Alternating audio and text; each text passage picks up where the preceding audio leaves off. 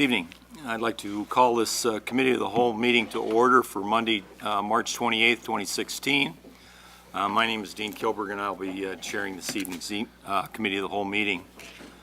First order of business, let the record show that all aldermen are in attendance, except Alderman Burkhart and Simonian.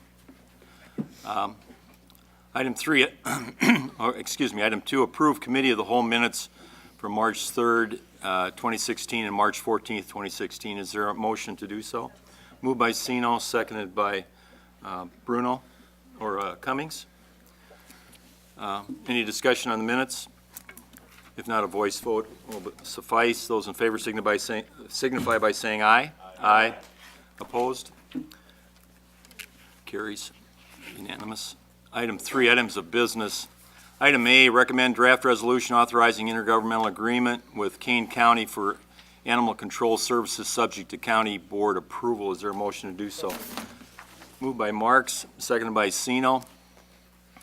Is there any questions? I see the chief is with us this evening. If there are any questions. Pretty detailed report as it relates to animal control services provided for Geneva over the last year. Looks like we're not using that service all that much. It seems like some of our neighbors have more of an animal control problem than we do. But Chief, if you'd like to comment. Well, we do use it periodically. I think the data you're referring to is the after-hours report. We rarely use them after hours. I don't think we used them at all this past year. After hours, we usually kennel them in our department and do our best to try to reunite the dog and locate the owner and the dog. So we rarely use that. Occasionally, we do have to take them out there to animal control, though. Great. And basically, this is really more or less a housekeeping item. Right. We've had an ongoing contract agreement with King County Animal Control for several years. There's only a few very minor changes.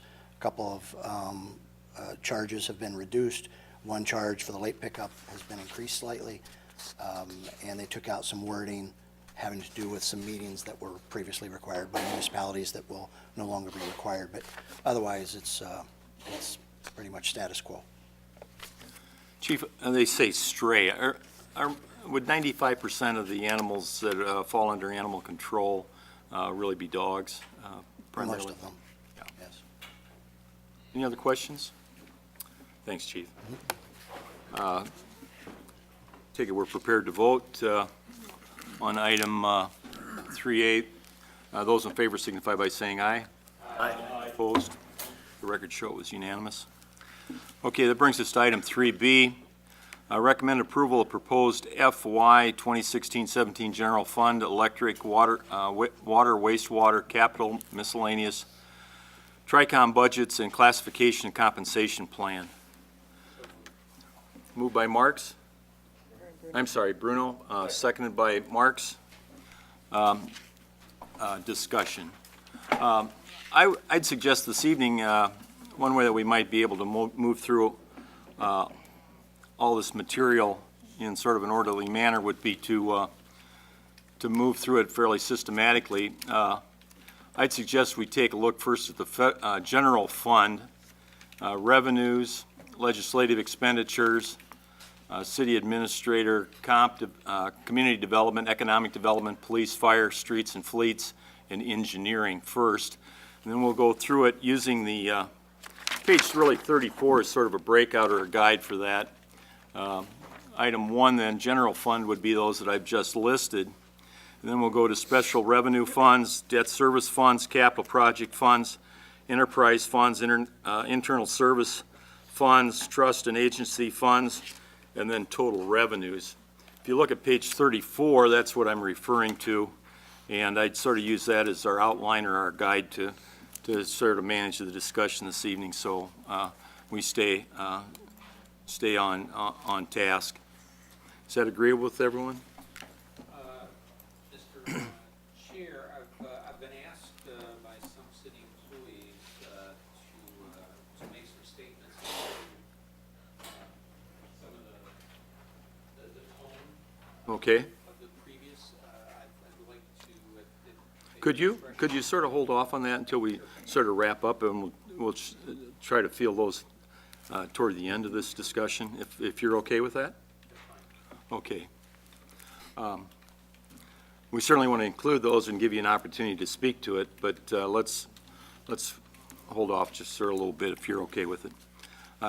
General, let's look first at the general fund revenues and expenditures. This would be revenues, legislative, city administrator, community development, economic development, and so on through those. First of all, let's take a look at revenue. That would be pages 36 and 37. Is there anything anybody would like to speak to as it relates to those spreadsheets?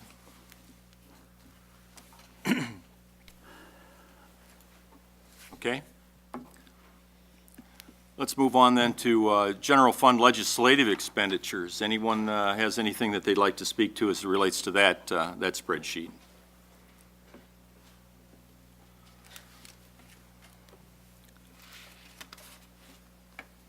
Okay. Let's move on. Legislative expenditures. That would be page, 39. Anything there?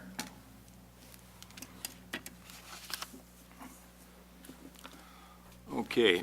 Let's move on. Page 40, General Fund, City Administrator's Office. Anything there?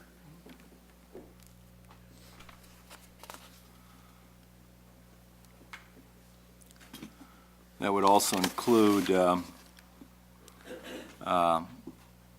41 and 42. That would be General Fund Administrative Services. Anything there? Also, page 43. 44, 45, 46, and 47. Anything? Okay, let's look at community development then. That'd be page 50. Anything as it relates to community development? That would be pages, whatever you have in the seat, Mayor, I'm catching it as far as reading fine print. 48, 49, and 50. These are powerful. General fund, community development. Anything as it relates to community development? Alderman Maladra? Yeah, I had one. This is one of the questions I emailed staff about earlier. I see a big uptick in the community relations component of community development.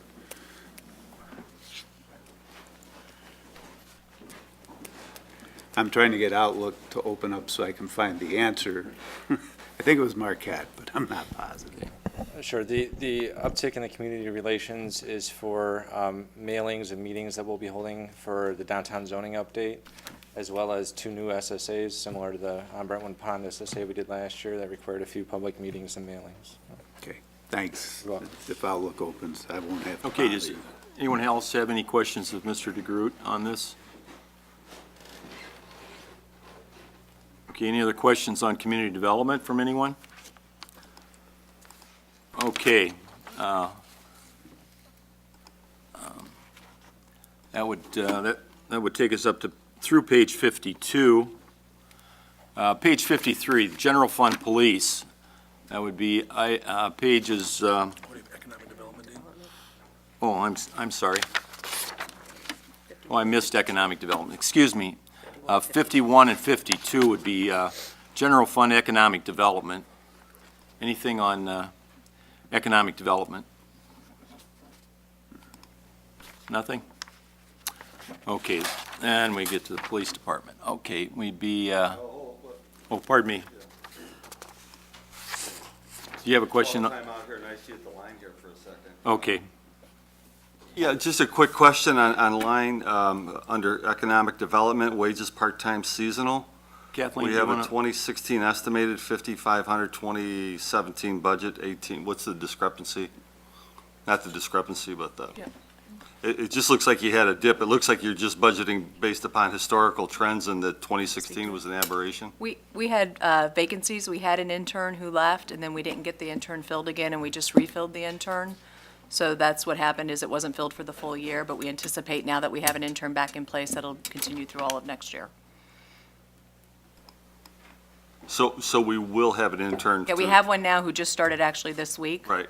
That was filling the position. We've had trouble filling that position because we work with NIU for that. Okay, thank you. Does that address it, Jim? Yeah, thank you. Okay, anything else under economic development?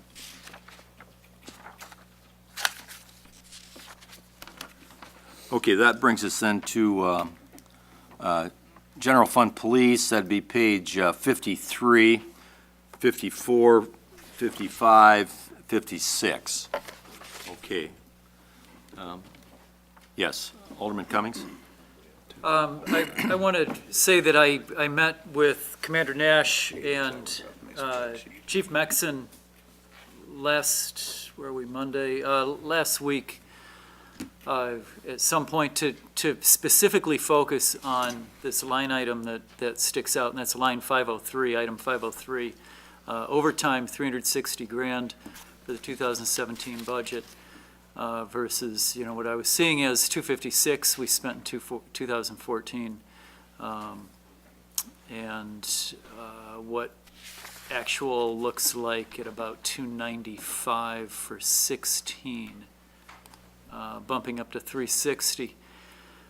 It was a productive meeting. It was a useful meeting. I really appreciate their time. I encourage anybody with questions to go in. I won't say that I'm any less frustrated with the number, but I will say that that I get it. You have a town of 23,000 or 24,000 people that has a murder and needs 500 hours of overtime to investigate it. You rack up time, and time is money. You write a lot of tickets. You got to have somebody over at the courthouse sitting there listening to people protest the tickets and all that. I began thinking, why doesn't Kane County schedule Geneva tickets on a particular day, and we can schedule an officer on that day? And the issue starts mushrooming. It starts growing. It becomes this. It becomes more frustrating because I don't see an answer. So, and people like, Alderman Marks, who know a heck of a lot more about this stuff, about numbers like this than I do, we need ideas. We have numbers going up. This is an anomaly, but it's not too unusual. We have a lot of numbers that are going up over 7%, maybe some as high as 20% line items. I think we got to take a hard look at them and see if, the more eyes on it, the more ideas, maybe we come up with something that works. I don't have an idea. I don't know. It frustrated me, and I actually walked out of there and I thought to myself, 2019 can't come fast enough. That is the end of my term, 2019. That's how frustrating it was. I see a budget that grows, and I see a city that hasn't really grown. And so intuitively, I think we've got to be able to do something about this. I wish I could come in and say, we sat down and we realized, we could cut here and still keep services at 100% and still keep people getting paid the amount that they get paid. And I don't think that's true.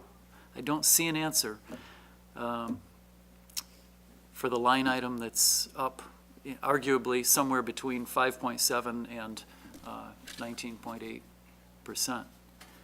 And again, I wish I did, but I don't. But the meeting was productive. I think it was helpful. It at least allayed some questions that I had. But we don't really have any solutions to it. So, thank you. Alderman Radecki? Well, I guess there's, I appreciate the time you spent with with the police department. I guess I would just have one very basic question is, we're estimated, and maybe the chief could come up, we're estimated to finish 2016 at 295, and it's about a 20-some% increase. I mean, what's different? What's causing your 2017 budget to be about 20% more than what you're estimating 16 to come in at?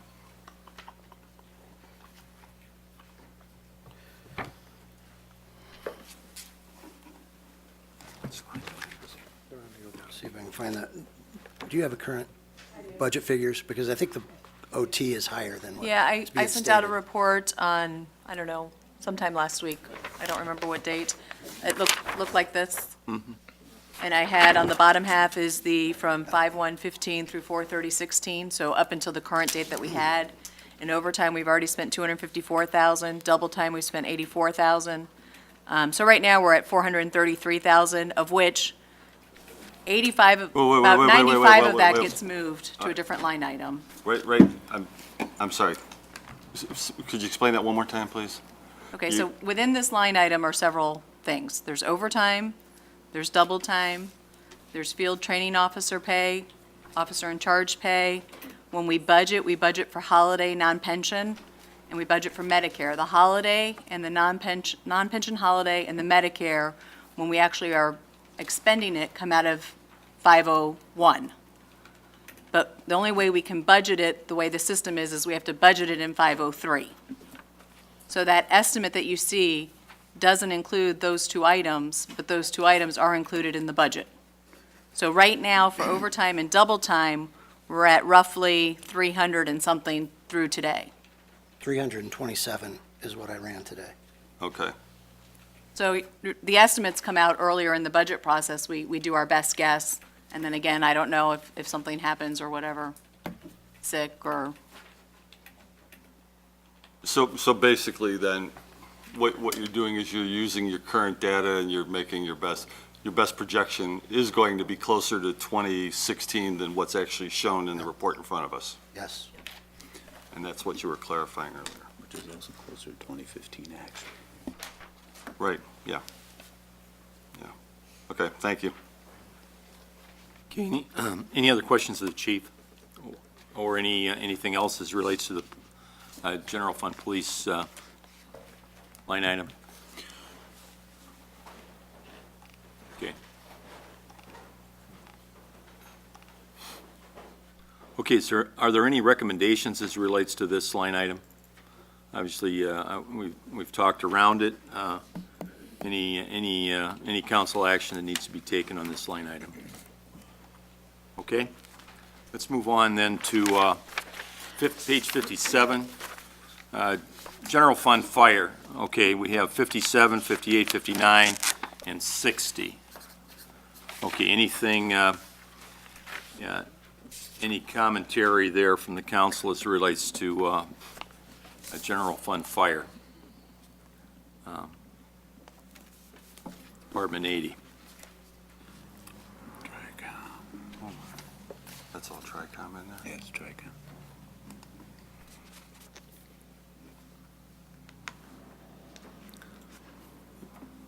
Anything?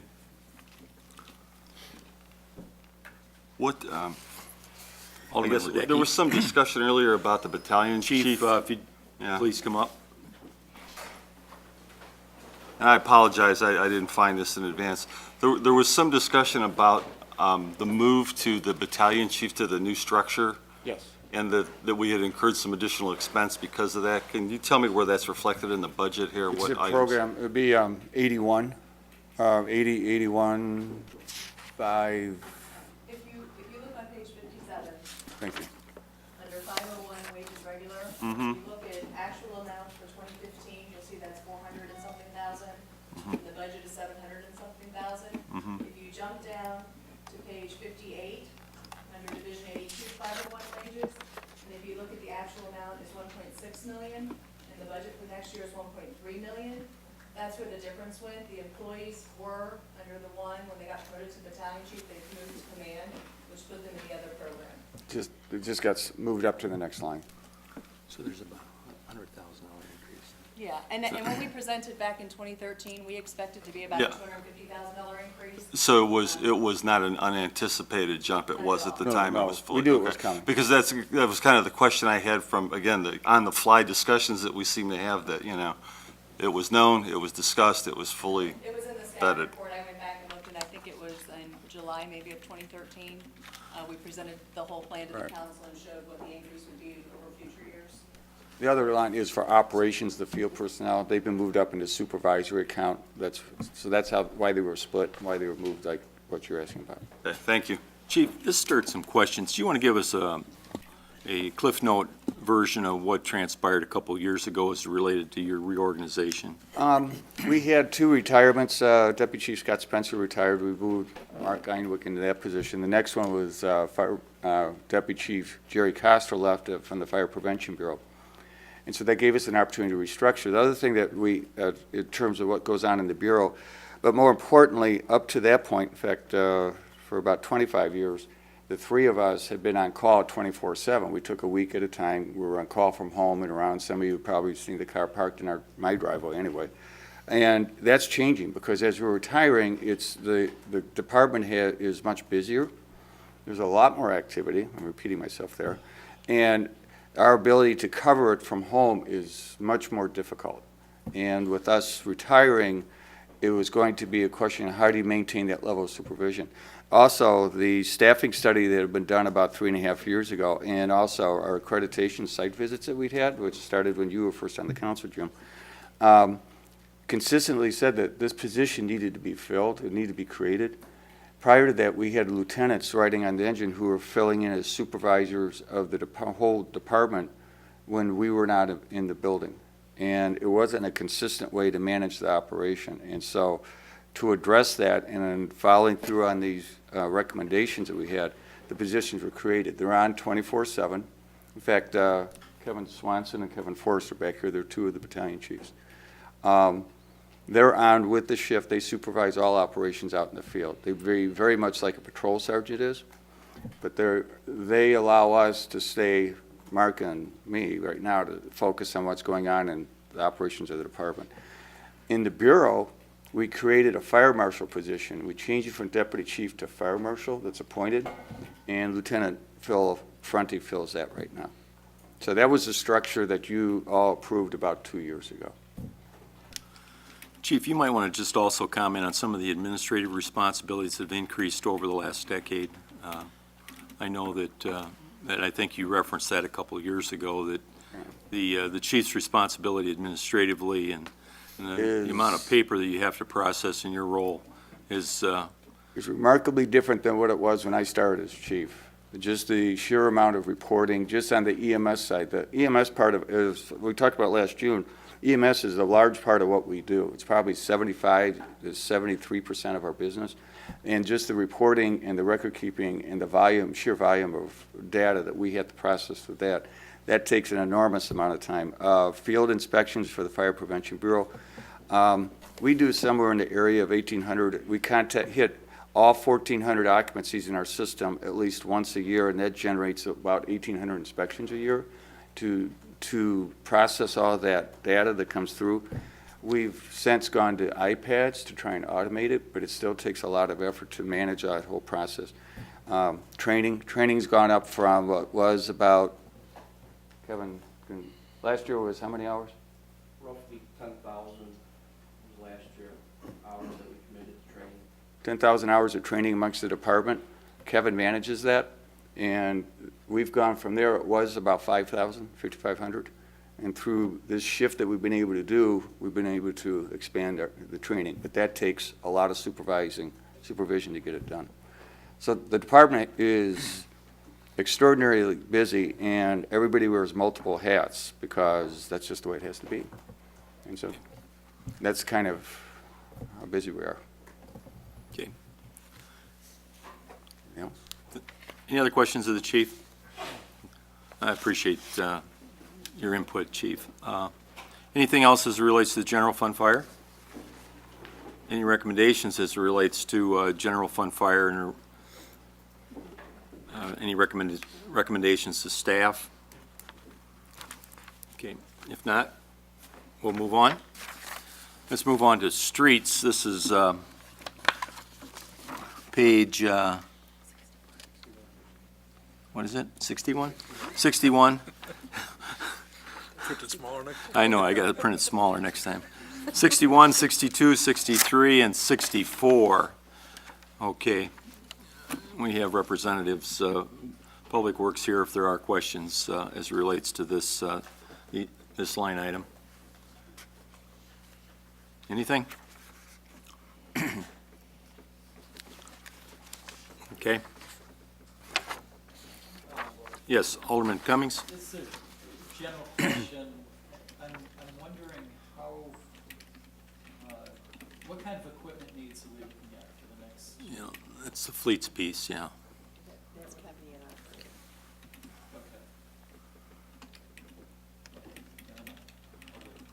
Okay. Okay. Any questions here? Alderman Radecki? Yeah, Rich, maintenance, it looks like it's Rich. kind of, Rich Babica? Yeah.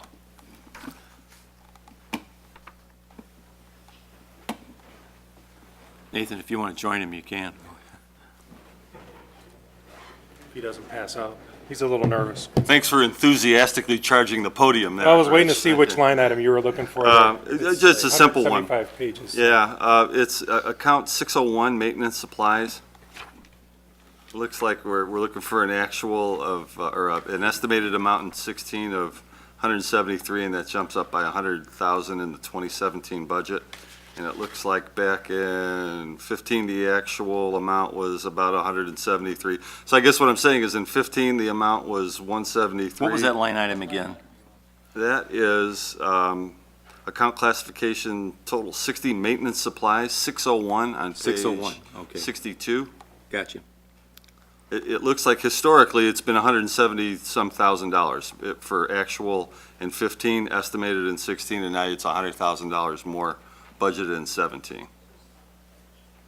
Am I looking Which at that? page are you on, 62? Under snow control. No, it's in the packet. 62. 62. 62. Page 62. There's multiple 601s. Yeah, that's what I'm trying to, It's page 62 in the, Lower quarter of the page. Program snow control. okay. That actually accounts for what's it? our road salt. Okay. And the issue with the road salt is that we actually always budget 10% more than what our current contract is. And because salt has become such a volatile commodity, and we always budget for what our annual amount is. So we always, we have to put in our allotment to the state basically in the month of February, where we're guessing what our salt needs are going to be next year while we're still inside the salt season. So we take the running average of what we utilize in a season, and we budget for that amount. With the salt that's utilized, it actually doesn't get charged to this account because it's accounted as a commodity, if I believe correctly. So until we, as in like Nate's crew, uses the salt, it actually doesn't get charged to the account, but that is the cost of the road salt. That line 601 includes the road salt. Why don't we call it road salt then? These accounts, numbers, classifications were created by the former finance manager, Tom, and he had his own classification way. And Rita has been working with staff to humanize it. 'Cause it looks like our actual expenditure was about 284 back in 14, and then we've not come close to that, and then. 284 was a rough year. 284 was a rough. And you're anticipating 17 will be, obviously. Well, we have to. Yeah. That's what you're saying, is you have to do it when. Almost every snow conference I've ever been to, they always started out by saying if no one believes that snow removal is political, they put up a picture of Jane Burns and Eddie, It's that easy to get out of here, huh? yeah. Okay, So Something? we'd all be in trouble if we ran out of salt. okay, thank you. Mary'd like to comment? Just to answer Alderman Verdecki's question about why don't we call it salt? Because we have multiple 601 line items. This is under Program 10, snow control. 601. If you look above that, you'll see under streets, there's a 601 maintenance supplies. So if we called it salt, then it would be salt in every one of those different programs. So we try to make it more general so that it covers those different supplies in the different programming. That's why. Within that 273,000, let's see, 253,000 of that is actually for the salt. A little over, well, actually 19,000 is for plow parts, and then $1,000 is for markers that we install around manhole covers to notify the drivers where there's trip hazards.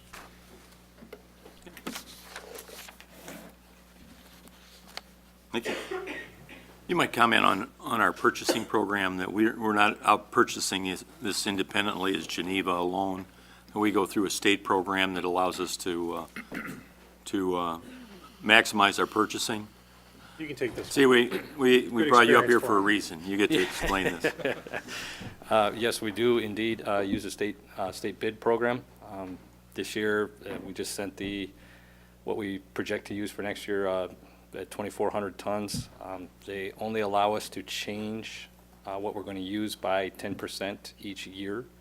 So if we were to use less, we'd only be able to use 240 tons less this year.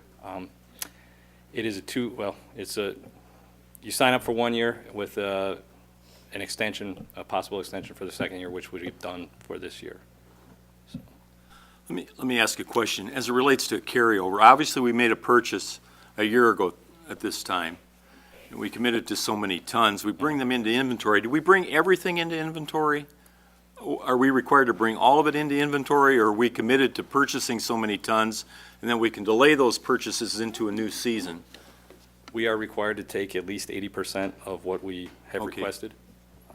And we have storage for 80% of 2,400 tons? Yes, sir. Okay. And We're obligated- how's our inventory going to look carried into 16, 17? Currently, we have about 2,200 tons on hand. Okay. And we have, again, ordered roughly 2,400 for next year, so. Okay, so have we already started to receive inventory We for have not next year? taken any inventory Any for. 16, 17 inventory? Correct, Okay. correct. Okay. Any other questions? Just to clarify, we're obligated to take that 80% in by March 30th. Okay. Do we, Otherwise, Cargill can, or the contractor, or the vendor, can charge us storage fees, much like they threatened in 2013, which was a very light winter. okay. So you're saying what we projected, we're going to use probably, what, about 75, 80% of what we might have Correct. anticipated? Correct. Okay, good. Okay, thanks, guys. Any other questions? Okay. Any recommendations to staff as it relates to streets? Okay, let's move on. 93, this would be page 66, engineering, general fund engineering, that'd be 66, oh, I'm sorry, 65, 66, 67, and 68. Anything on engineering? Brian would like to answer a few questions if you guys had some.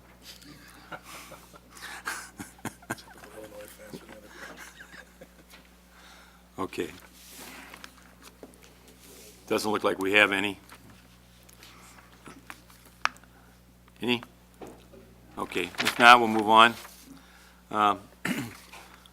Okay, that took us through the general fund revenues and expenditures. And that brings us into the special revenue, let me see. That brings us to the special revenue funds. Okay, that would include motor fuel tax, Cultural Arts Commission, SPAC, beautification, tourism, restricted police fines, TRICOM, PEG. That's an acronym for Public Educational Government Television. Public Educational Government Television. Okay. Did you know that? I did. Okay. It used to be SOB, then we had to change. Mental health, foreign fire insurance, SSA 1, 4, 5, 7, 9, 11, 16, 18, 23, 26, and 32. Okay, let's start at the top then, under Special Revenue Funds, Motor Fuel Tax. That would be Fund 214 and page 69. Anything on motor fuel tax? Okay, 70, General Fund, Cultural Arts, page 70. Anything?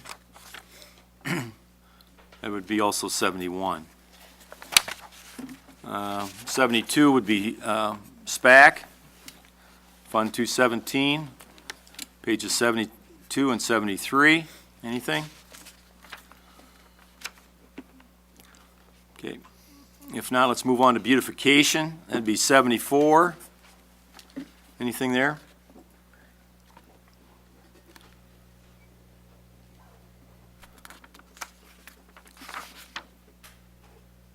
Anything?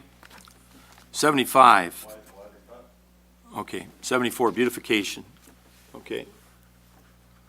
We want to, what are you pointing out, Alderman Radecki?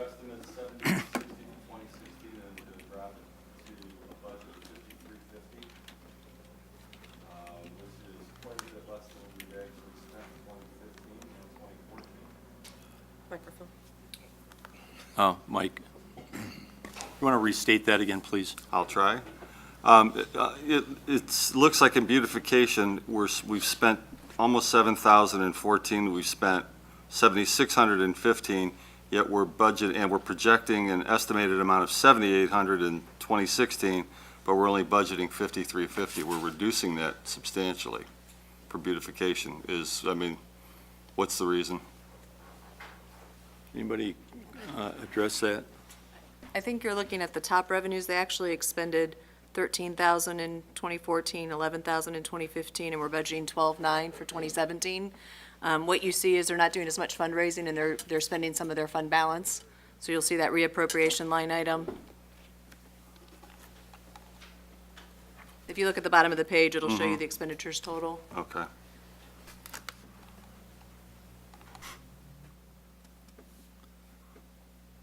Are you tracking with So, that? okay, got it. Okay. Okay. Yep, thank you. Any other questions on beautification? Okay, page 75, tourism, Fund 219. Anything there?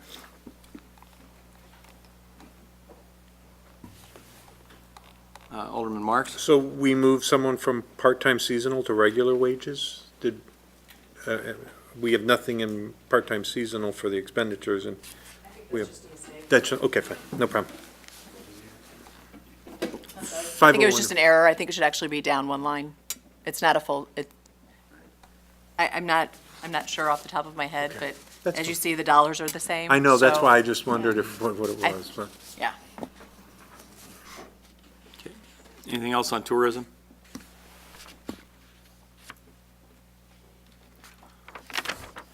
That'd be 75 and 76. Okay, page 77 then, Fund 235, restricted police fines. Anything there?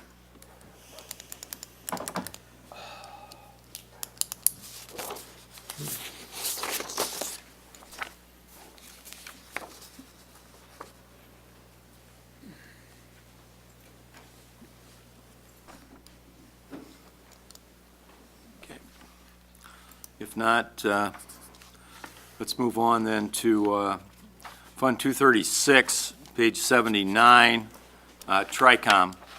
That would be 79, 80, 81, and 82. Anything on TRICOM? Alderman Marks? If you look at it probably just something, the wireless, we estimate 97,000 for this year on account 449, and we budgeted 900,000, and it looked like it'd been going around 900,000. Was there something odd that happened this year that it dropped? TRICOM has their own board and does Okay. their own budget, so unfortunately, I don't have that information. I don't know if Mary has any. I don't, they just asked us to. Yeah, normally don't look at it. I just, Legally, yeah, okay. but we really don't have a say about their budget, their board votes on it. Okay. Okay, who's our representative? Alderman Singer, you are all representative? Oh, Alderman Bruno? Any- I don't really have anything to add. I forgot, I'm getting my legs under me there. But there are some interesting budget stresses with Cell phone. cell phones and any number of things. That probably a discussion for another. In other words, you're talking really about the funding at TRICOM and how cell phones have impacted. That Funding. there is the consolidation of looking at other, just in, speaking of their funding generally, we're looking at incorporating, potentially getting other municipalities in to share the cost and meet some mandates, and it gets complicated and expensive. Okay, anything on TRICOM that we want?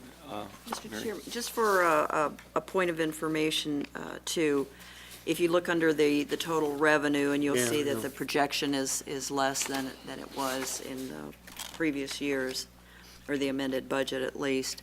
One of the issues that we've been dealing with lately is the reduction, I guess, in the way that the telephone service is calculated, because now it's data as well as cell phone usage, and many of the carriers are bundling those services together. So it has an effect on the amount of revenue that all communication centers are receiving. So we expect that will continue down the road, and are trying to anticipate for it, or at least that's what I understand from talking with Stacy at TRICOM. So happy to bring her in, and she can provide more details if the council would like to hear that. Anything else on TRICOM? If not, let's move on to Fund 240, that's the PEG, Public Education. This is primarily for our public access television broadcasting.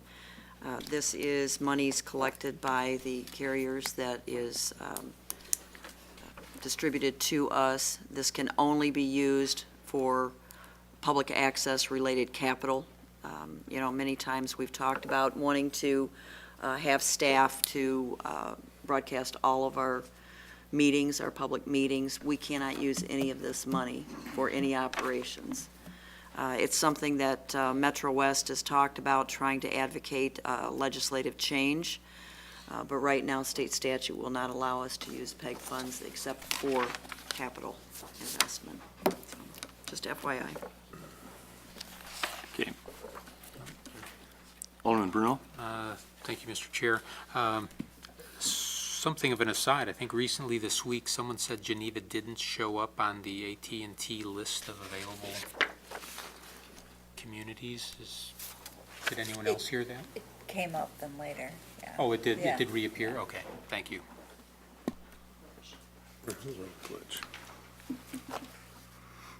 You mean they blacked out our meeting? I don't know. Yeah. Guess it went too long. FCC rules.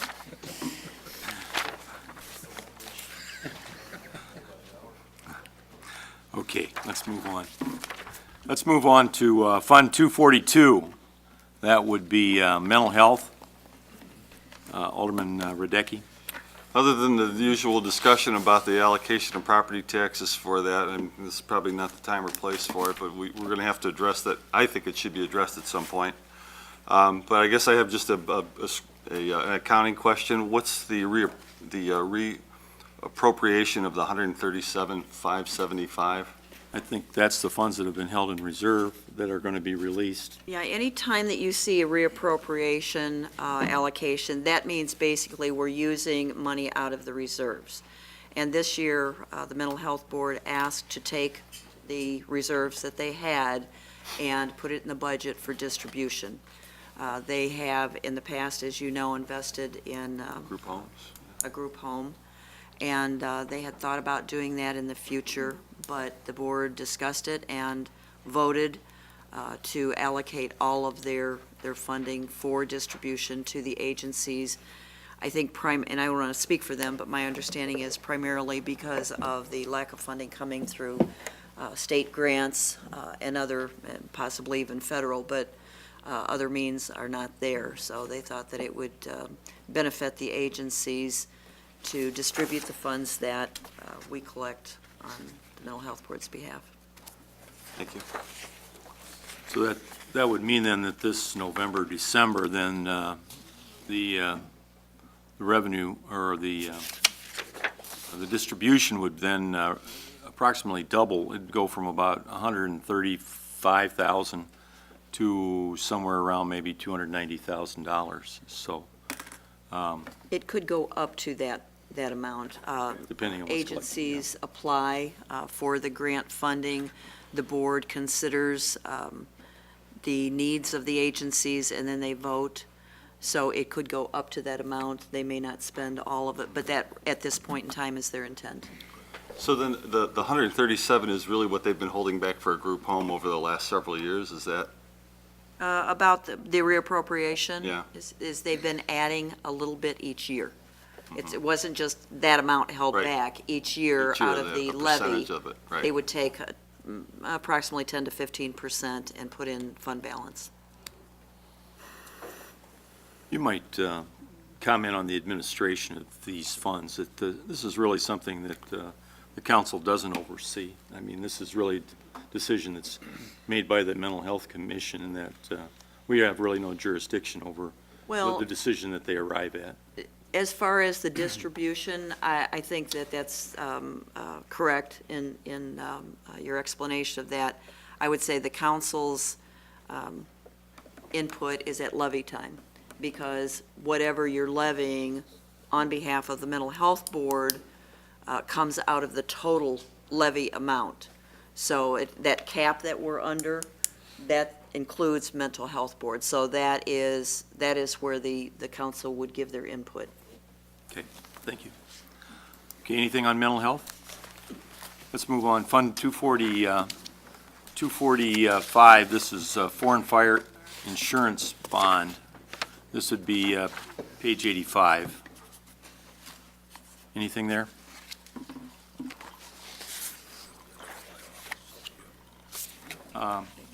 Could someone explain what the foreign fire insurance bond is?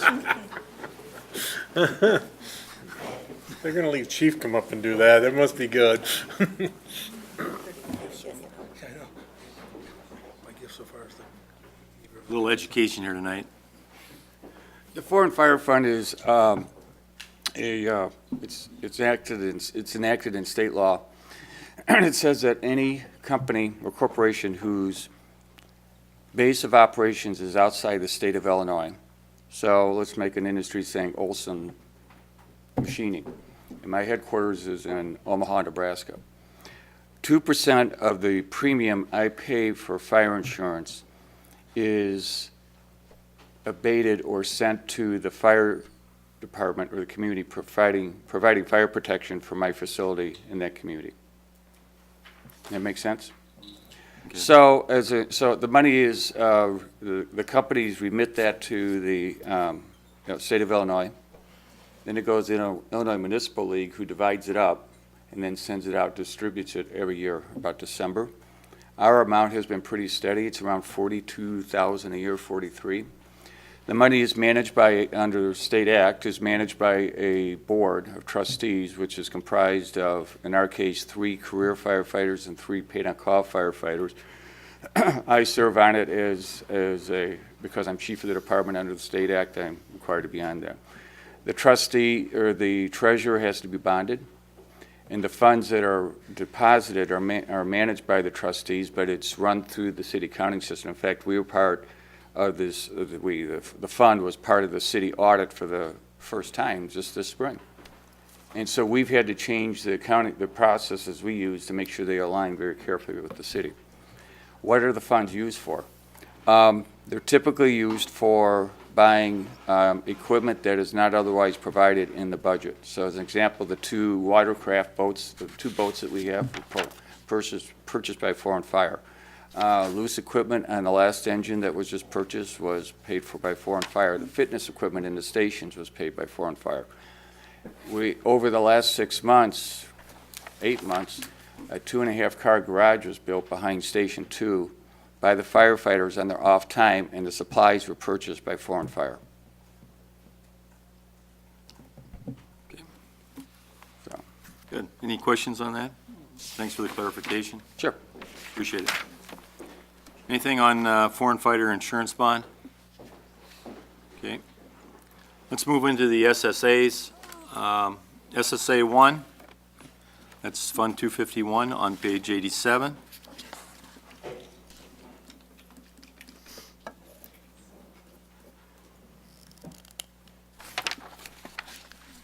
Fund 251, SSA, I'm sorry, that one is 251. Let's look at it, and 89 is SSA 1. Let's look at SSA number 4. It's on page 90. Anything? Page 91, SSA 5.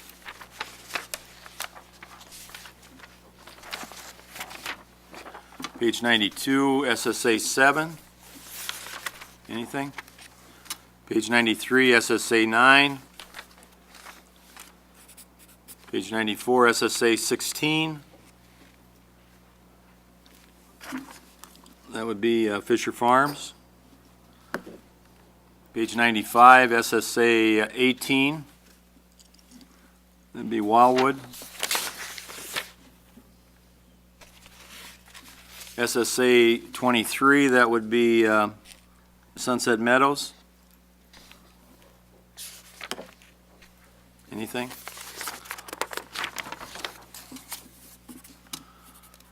SSA 26, that would be West Haven. SSA 32, that's page 98, Brentwood Pond.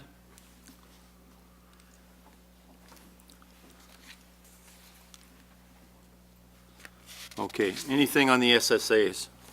Okay.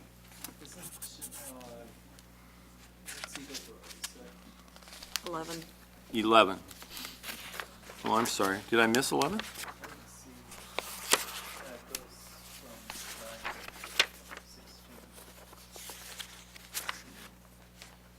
Is it in there? Good point. It should be.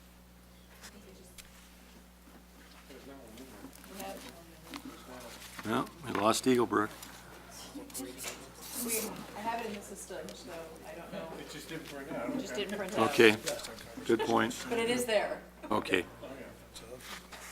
Okay. Was there, Sure, 55,600 is your revenues. 55,600 is your revenue and your expenditures. same? Okay. Did you have any questions on Eagle Brook? No, just. Okay. Just wasn't there. Make sure it's there next time. Okay. Okay, good point. Sure. Thanks for catching that. Mr. Bruno has a question. Alderman Bruno? Thank you, Mr. Chair. Back to SSA 1. I know we discussed this before. It seems, I'm just wrapping my head around it, where it seems kind of a shock to withhold $90,000 from SSA 1. I know I've got assurances that we will be maintaining it adequately in terms of winter maintenance. There will be, Mr. Babica, we will see a decline in. I think Alderman Bruno, Mr. Babica doesn't want you to put words in his mouth. Okay, yeah, that's. I think the phrase was, well, strive to maintain the appearance, and that it will not affect the appearance of the non-SSA specific materials, such as the street work, sidewalks, streetlights will all be maintained as they regularly would, as any other street or any other area within the community, but that we were going to be very creative and judicious in how we allocate the staff. Basically, the staffing levels are being reduced from 4,160 hours to 2,080. So there will be materials that are not going to be, right now during the wintertime when things are not as pressing in the issues, we spend a lot of staff time refinishing the benches and the garbage cans downtown. They're all taken into the shop, they're pressure washed, they're cleaned, sanded down and repainted as needed. That may be something that still gets accomplished, but maybe we'll use community service labor instead of skilled labor to do those types of tasks. So we will be, and when I say we, I mean I am talking the proverbial we as in Nate and I, will be very judicious in how we're allocating that use of that time. Same thing, we'll look at using more community service projects within that corridor. There's a number of scout troops that are doing work in that area now. We'll take advantage of that free labor whenever we can. We'll try to steer those community service projects in that area as much as possible to alleviate the pressures on the staff. Okay, thank you. Good. Thank you. Any other questions of Mr. Babica? Okay. Let's move on then to debt service funds. 301, this would be page 99. Anything as it relates to any of the line items in debt service fund?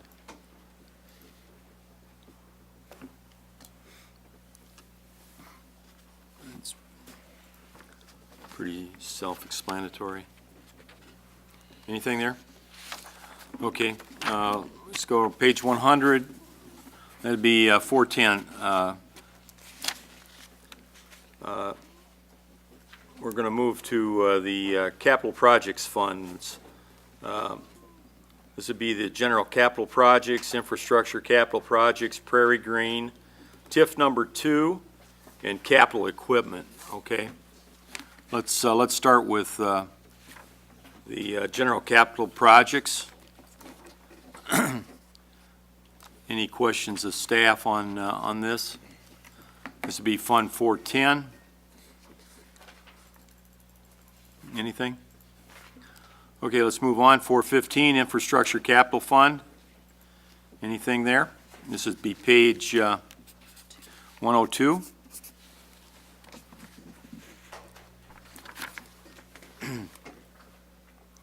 Okay. Page 103, Prairie Green, 420. Okay. Are we anticipating any revenue in 2014? Oh, I'm sorry. Go ahead, Alderman Radke. Yes, under revenues and 441 non-home rule sales tax, we have a 2016 estimated amount of Are you on page? 102. Oh, okay. We're still on Infrastructure Capital Fund, okay? Go ahead. Oh, I'm sorry.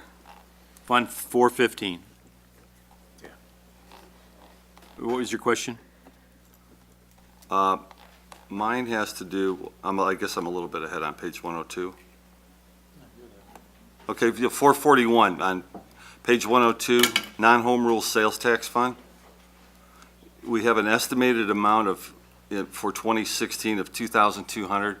And Stephanie, I think you explained that the non-home rule sales tax, that we have talked about and moved forward, we already have taken 0.5% of that in 2006 or 7.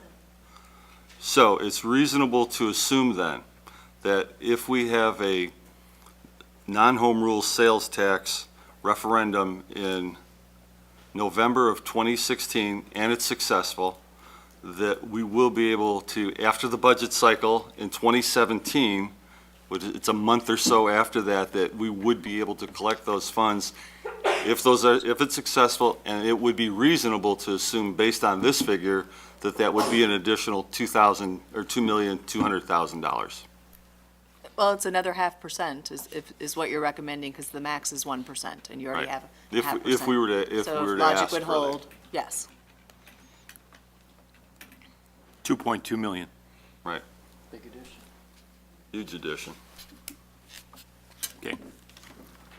And that 0.5% would put us at total sales tax of 8%, Correct. and our neighbors to the north and south are at 8%? Well, actually, higher. I don't have that right. They are higher. But this is just a beginning of an educational discussion around the issue, which is important. Okay, good point. The mayor's looking into it right now. It would be equal to or no greater than Batavia's or St. Charles. And being home rule, I believe St. Charles has higher liquor taxes, up to 10%. Yeah. So they have even additional and greater sources of revenue. But this would put us at or below our neighbors to the north and south. Good point. So if you live in St. Charles, it'd be wise to shop in Geneva. Right. Especially Safeway, I guess. December 15, total local sales tax, St. Charles, Illinois, 8%. Yeah. So we'd be at a par with St. Charles. They do have a. And full- Batavia is, okay, did that answer? Yes, thank you. Thank you. That was page 102, 415, Infrastructure Capital Fund. Let's move to Prairie Green, then. That'd be page 103, 420. Anything on Prairie Green?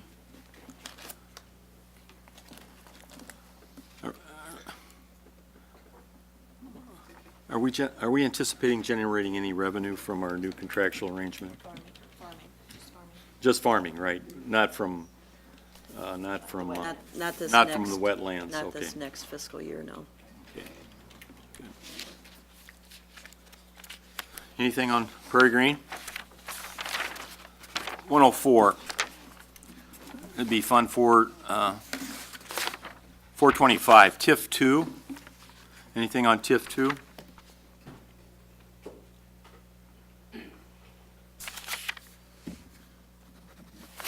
It'd be page 105 also. TIF 2. Okay, page 106, capital equipment, 430. Okay, that's the last item on the capital projects fund. Anything there? Okay. Let's move into enterprise funds then. We have electric, water and wastewater, refuse, cemetery, and commuter parking. Okay, page 107, Fund 620, electric. Anything with electric?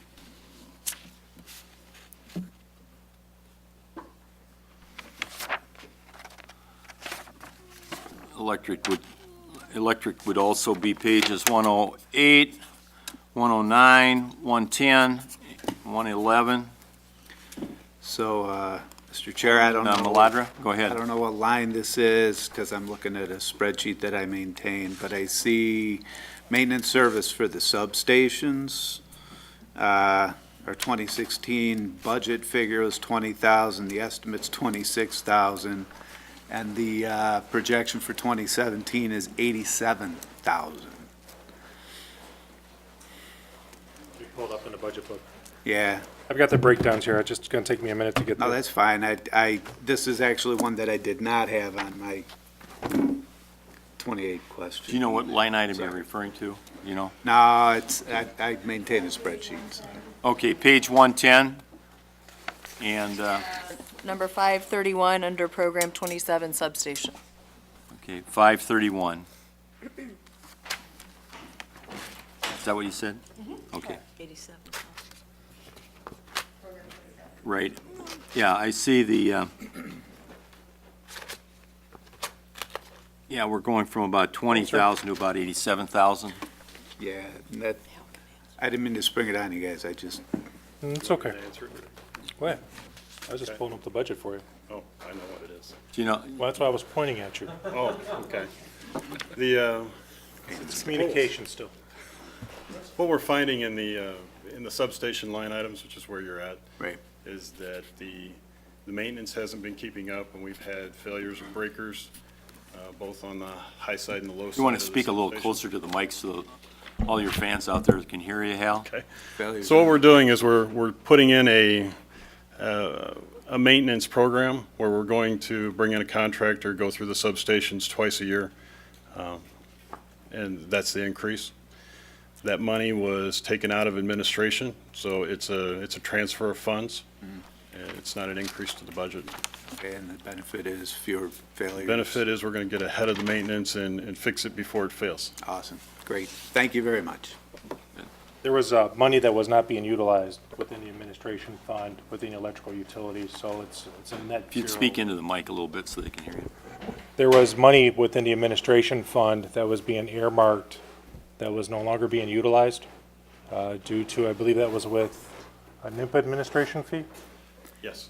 And then because that was no longer needed, it allowed us basically to create and fund a new program from that maintenance program, project at no cost. Great, thank you. Good.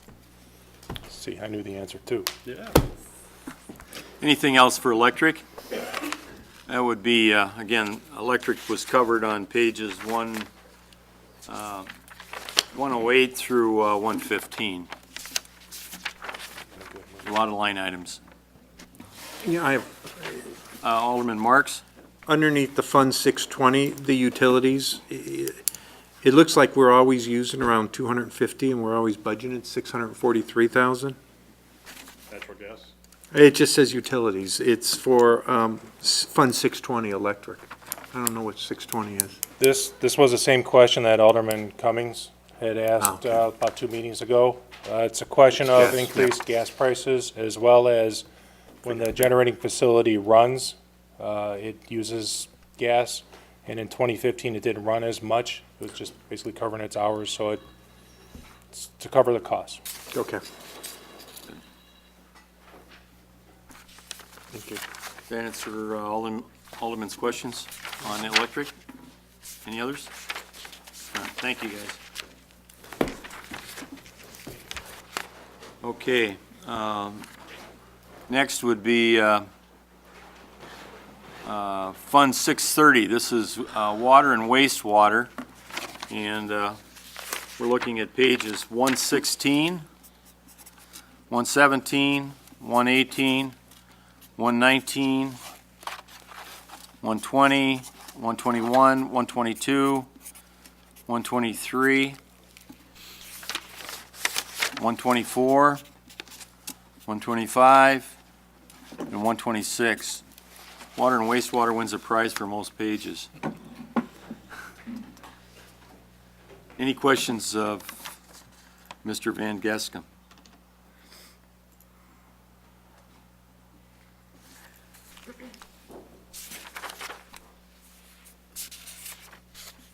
Anything?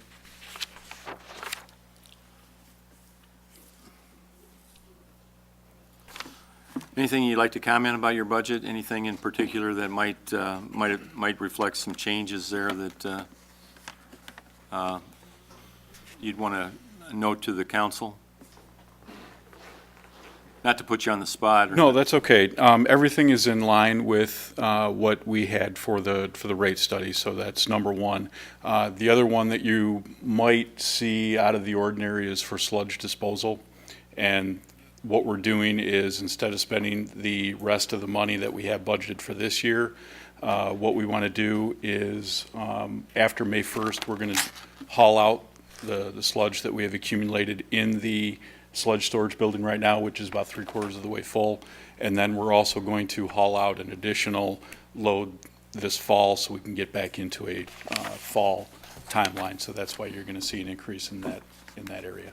So, but it will, after this year, then fall back in line with our normal expenses per year. So. Good. Alderman Bruno? Thank you, Mr. Chair. And the large change in the capital outlay, that's the IEPA mandate in terms of Yeah, we have the capital outlay for the rest of the design for the wastewater plant improvements, and then just everything else that was included within the rate study.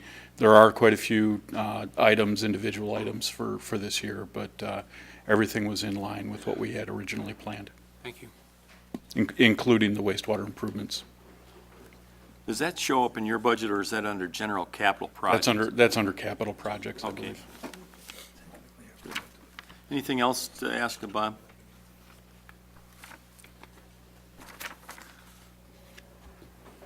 Okay, it looks like that covers it. Okay, anything else? If not, let's move on to page 127. That would be refuse. We've got 2 pages there, 127 and 128. Anything on garbage?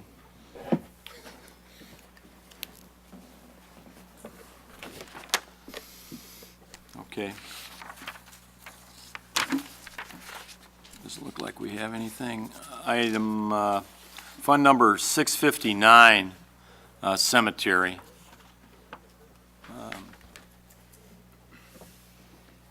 Not much changing there. That would be 129 and, page 129 and 130. Okay, and then the last item under enterprise funds would be the commuter parking, 660, page 131. Any questions of staff here?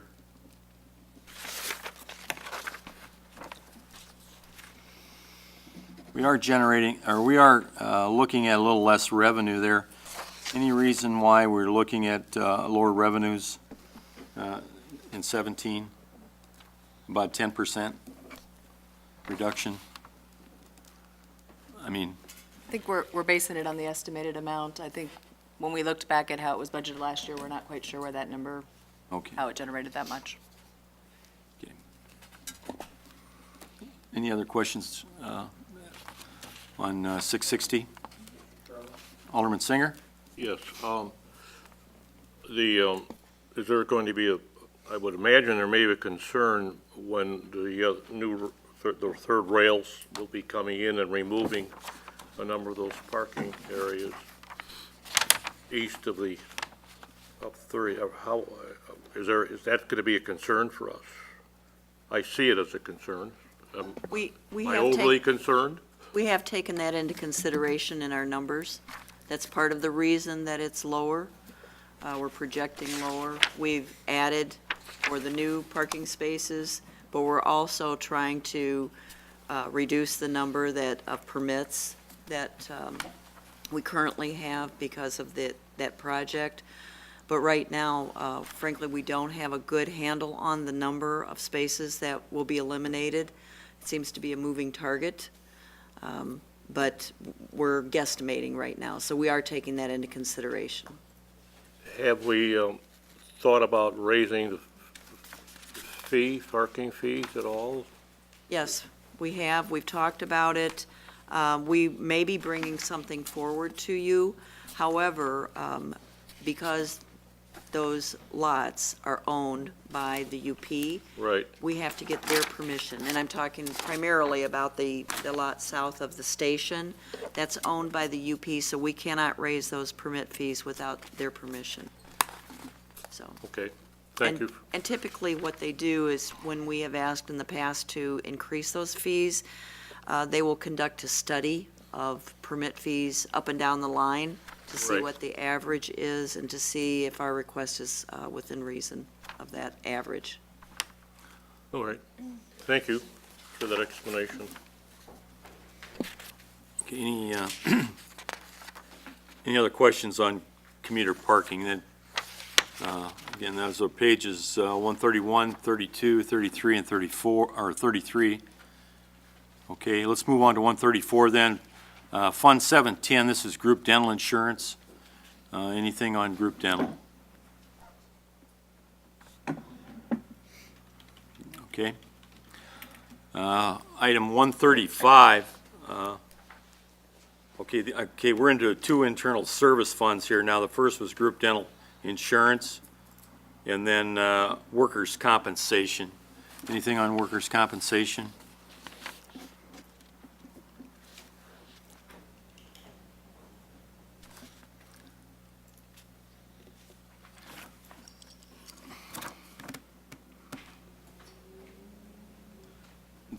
good to see our expenditure for the current year is lower, much lower than what it had been running. Anything else?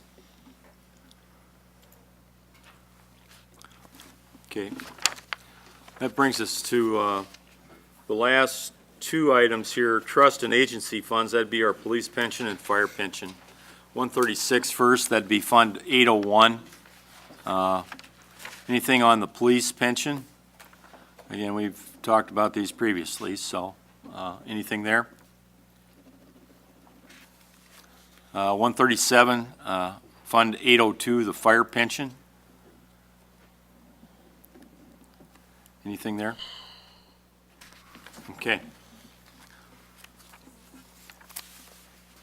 I think that pretty well covers it. The last line item then would be total revenues. We're looking at an estimated expenditure or an estimated revenues. Yeah, go ahead, Alderman Radecki. Just for educational purposes, again, could, for the people that are tuning in, police and fire pensions obviously have a lot of attention lately, a lot of discussion. Could maybe somebody could, either Mary or Stephanie, just give a brief explanation about, why we're mandated, how those come to be passed down to local governments to fund, and how do I want to put this? I think maybe I'll start here a little bit. And what percent of our budget dollars actually go for police and fire pensions, and what control or lack of control we have over that? Just so people have a general understanding about what percent of our budget this makes up and what we can or cannot do about those things. Just as an informational piece to start, Fund 801 is a police pension, and currently our beginning assets, and these are our beginning assets entering 16 were $18.3 million. The net change in the fund balance, in essence, we contributed to the police pension fund this year. We're estimating a contribution of about $582,000, and the ending assets for the fund are projected at about $18.9 million. And that next year we're anticipating a contribution of about $630,000. For the fire pension, beginning asset balance was around $13 million. Our contributions for the current year are projected to be around $435,000. Ending asset balance for the year at about $13.5 million. And the next year, we're looking at contributing about $180,000 to the fire pension fund. So then I'll turn it over to Ms. Dawkins. Or The only thing that I would say is, and I think that we've said it every year at budget time, is that the formulas are mandated by state statute. We work with an actuary that says how much we owe. We levy for part of the contribution, and the rest is made up from general fund. The employee contributes as well, but as far as what we are required to contribute, the city does not have any discretion on that. If we do not contribute what is required as determined ultimately by the State Department of Insurance, then there are penalties that we would have to pay for that. So we pay what is required of us in both the police and fire pensions. And as far as the general fund goes, that's because that's where police and fire pension are paid out of the general fund. It's roughly 10% of that budget. I had a question. As you look at the numbers here and you look at our contributions, for police pension, this year we're going to contribute about $580,000. Next year we're projecting about $630,000. Obviously, we're doing some catch-up there, right? Or is that a safe assumption? We have been trying to catch up, yes. If we look at the fire pension fund, our estimated contribution this year is going to be about 435,000 next year at about 180,000. Does that mean that we're catching up? That means we have fewer retirees drawing off of it in fire than in police, That's, basically. okay. I think the numbers you were looking at, Alderman Kilberg, are the net grand totals. Your actual contributions are line 480. So for Okay. fire, it's 531,000, and for police, it's 1.7 Okay. million. Okay. So the net change in fund balance, okay, those are the net changes, okay, gotcha. Okay. Good. So really then, we are seeing about a $225,000 increase in the pension contributions for police, and then the fire is pretty constant then, not much of a change at all, okay. Any other comments on the pension funds? Okay, good. Mr. Chairman, Alderman if I Singer? may. Thank you. When you began, you went over the pages so quickly I wasn't able to gather my wits. I've noticed that there are some issues in which some of the items seem to be over budgeted, but there's probably a reason for that. An example, for instance, is my issue dealing with Wright and Kane. We budgeted $35,000, and we have done that continually for the last number of years.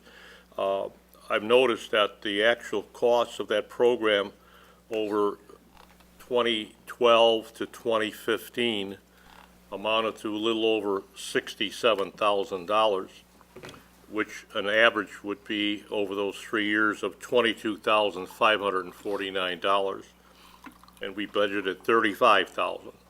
So we're $12,450 over budgeted for the last 3 years in that program.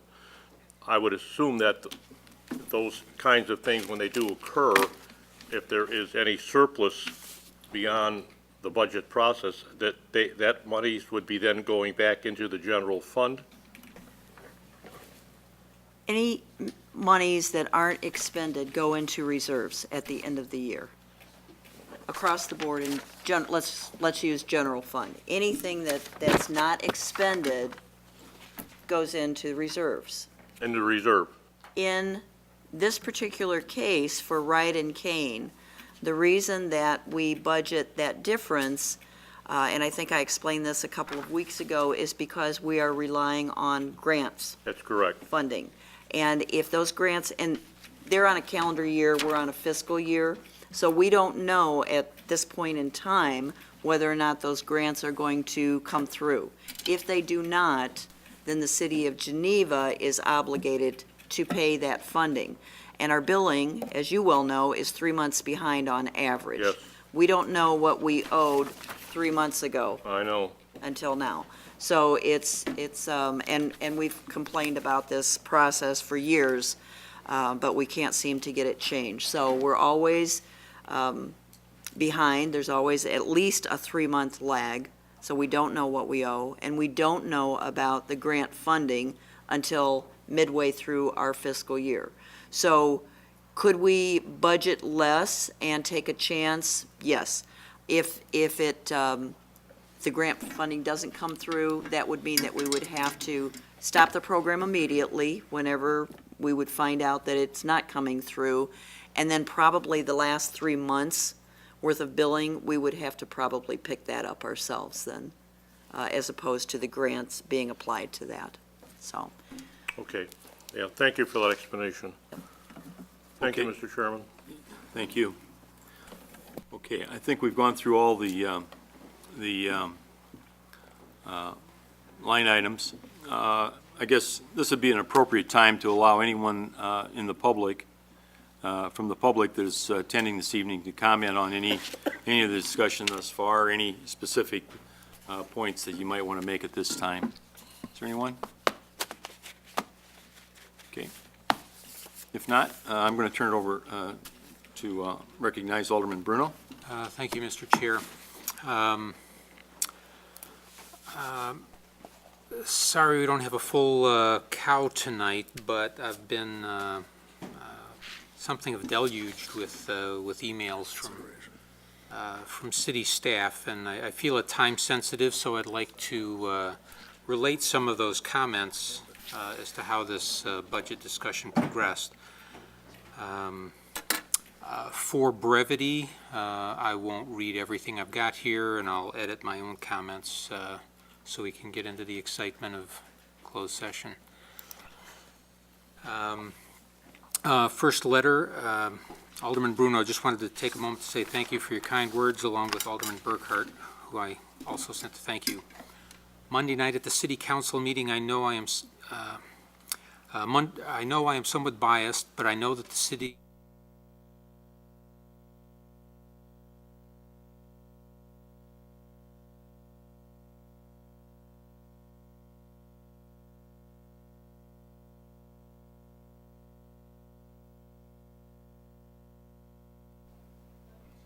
There we go. I didn't want to hear that. Well, I don't want to say it. Well, let me start again. I just want to say thank you for your kind words that were said at the Monday night council meeting. I'm somewhat biased, but I know that the city of Geneva is extremely lucky to have the men and women of my department and other city departments. Every employee of my department does what they do because they want to serve the community. We hold our employees to an extremely high standard, which they meet every year. This is evident based on the satisfaction surveys, community feedback, and the accomplishments noted by Alderman Burkhart. They do this all while being paid less than their counterparts north and south and with fewer benefits, but they continue to excel because money, benefits are not the sole reason for what they do. Again, serving the community is the foundation for what they do. So for years, they have done their jobs for less, and their only request was to be appreciated. Sadly, the message that is sent by the City Council is the polar opposite. In fact, one alderman outright stated that employees are not his concern. The message being sent to the City Council is so detrimental to the city long-term. Messages such as this will create a culture for the city that will make us a training ground for other communities. We will no longer be able to sell ourselves to new hires as a department where people stay, therefore losing years of information and loyalty in the department. Instead, the department will be made of employees who have no commitment to the community because it is strictly about the money. This is so unfortunate. However, you and I will probably be gone before we see the impact of these statements. So I say all of this so that you can really see how important, I can skip that. Got another letter, virtually the same. I've gotten personal comments saying we already have high-level staff looking for positions in other communities. Other personal comment, there's certainly no reason for me to stay. That's too long. There's a shorter letter here that was asked to be read into the record, so I will do that one, then I'll just go to my comments. As a 20-year employee of the city, I am saddened, shocked, and angry at the hateful and inaccurate statements made by Alderman Tom Simonian at the past two city meetings. I've never been so humiliated in all of the years working for the city. It is clear that Mr. Simonian has no idea what he is talking about, does not appreciate city employees, and persists in making misstatements about employee pensions, wages, and benefits. Could it be that he will say anything to get votes to get reelected? As a government employee, I have dedicated over 2 decades to taking care of citizens and taking pride in the work that I do. I've been called in late at night to help in emergencies and on weekends with no complaint. However, it is apparent that good customer service is not appreciated as long as you can get a warm body to do it for little or nothing. Mr. Simonian tries to proclaim that he is the only one saving the city money, but it is apparent that he doesn't do his homework.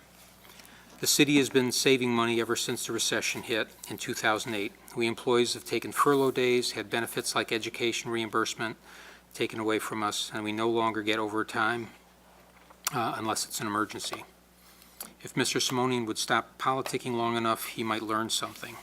The fact of the matter is that we are good employees who support the city when they made cuts to the budget during the recession, and we continue to give good service to the residents. But this is not even acknowledged by some of the city council.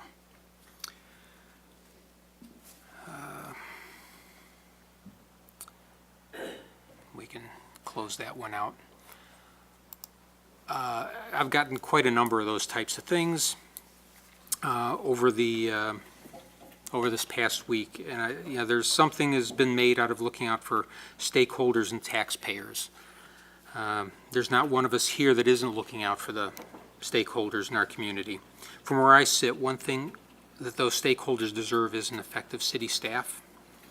Necessarily, that would include a staff with commitment and institutional knowledge. Critical to creating that are, one, benefits on parity with comparable communities, and two, an environment where employees feel valued beyond being a warm body in the machinery of civic operations. Again, I'm going to edit for brevity. It's our children, our older selves and children that'll look back to our success, which is one way the city is not operated like a business. We have a much longer timeline. In my research, I've learned that equal to benefits of salary and pay, or salary and insurance, is the benefit that the individual feels appreciated. By that measure, I feel we have been cutting benefits for some years now, as we make overtures that employees are more necessary components and less team members and stakeholders in their own right. Everything we're talking about here with benefits, organizational structure, overtime, raises, all very valid things to discuss, but bringing it up here in the manner we did has, in my estimation, damaged Geneva, and we won't know the extent of that damage for some years, I don't think. And again, for brevity, I'll leave it there. Thank you. You said you had some letters that you'd like to bring to the public record? Yes, I will. Is there any opposition to placing those in the public record? Well, I guess I just have a couple of thoughts and comments. Were the letters signed? Several were, but Because I would enter them into the public record if they're signed. If they're anonymous, I don't know that it's appropriate to enter them in. That'd be my point. I mean, maybe the council feels differently. well, I looked into that a little bit because my initial thought was exactly the same as yours. I don't know if I feel comfortable entering anonymous letters into the public record. But then I believe we established a garage sale ordinance in response to an anonymous complaint. Not true. So, okay, so then I need to be corrected on that. But it just seems to me that we use anonymous sometimes and we choose not to other times. And it's already, excerpts from them are already entered, so. I will forward those messages to staff and whatever, if it's deemed appropriate. Yeah, it is. One has read, but he also has other letters that he didn't take the time to read tonight because they were repetitions. Thank you. Okay. I think it should be noted, though, that Alderman Simonian did send out a letter of apology, that I don't want to take the thunder away because he wanted to read it publicly, because he's not here. But I do want to mention that he did believe that he was misunderstood and might have misstated. So I think he tried to send that to all the employees in Cohen, but I believe he's planning on reading that next week, so just so people are aware of that. So it's not only one side tonight. I think he did realize that he did misspeak a little bit. Thank you. Okay. Very good. We have a motion and a second recommended. We have a motion and a second for item 3B, recommended approval of proposed F-1617 General Fund, Electric, Water, Wastewater, Capital, Miscellaneous Tricom budgets, and classification of compensation plan. Is there a question on the motion? Yeah, well, before we approve the motion, I'd like to have maybe a brief discussion if the chair thinks it's appropriate or if the mayor does, just about the process in general. Okay. Budgeting process, budget explanation. You know, I'd indicated a couple of weeks ago that I wasn't comfortable with the process, and I don't think that a lot of people on the council are. And I know it was suggested that maybe the council should attend some of the 35 meetings that they have, that the staff and everybody has prior to this. And I don't think that that's a practical or a workable solution to getting an understanding and a grasp of the budget. So I guess just as a point of discussion and not asking for a vote on anything, that I still would like to revisit the thought going forward that number one is that perhaps, and I don't know how often the department heads explain their budgets, is it quarterly, monthly, you know, when the numbers come out. I think that we should hear more from give the department heads the opportunity to explain and educate us on why they're doing certain things with their budget. I have absolutely no interest in telling them or micromanaging or telling them how to run that, but I have to have a deeper understanding of the budget if I'm going to set effective policies for that, rather than doing it on the fly. So, you know, for example, tonight, and I'm not blaming anybody, but I think it would have been probably a little bit, I would have been more comfortable moving forward on this motion had I had a better understanding. And I know that the reply is that you could have read every line and you could have met with people, but I really don't think that's a practical solution. And I'm not looking for perfection on this. I'm just looking for maybe better communication with people with the budget process. And I think that starts with, as we go forward in the next budget cycle, when they are being explained, that we, you know, whether that's quarterly, I would think that maybe quarterly, you know, we should hear from the budget heads about the department heads where they're at with their budget and why there are things necessary so that we can adjust policy, not tell them how to do their jobs. Because, you know, this discussion sneaks up on us, you know, at the last minute, it feels like every year. And it's not, this is not to lay blame on anybody. I just think there's still a better way to do this process. So I'd be open to any discussion that anybody has on that. Ms. McKittrick? I just wanted to point out that we have our financials are included monthly in the city council packet. There's a cover memo that explains what's included in those financials, and then our finance manager is always here to answer questions as well. So we do provide a monthly update on the financials. I will say that if I did not communicate to the council as the budget officer appropriate enough for you to come in and ask me those questions, then I apologize, because I should be the one that you're asking those questions of, not the department heads. Because those department heads meet with me through those 34, actually you were at the 35th meeting on February 29th when we talked about potential revenues. But the other 34 meetings, that's when I sit down with each of the department heads and their management team and go line by line by line through all of the departments, through all of the funds.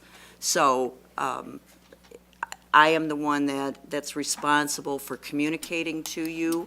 If you have questions, I'm more than happy to sit down and do the same with you. If you can't make those budget meetings that we have during the day, that's perfectly understandable.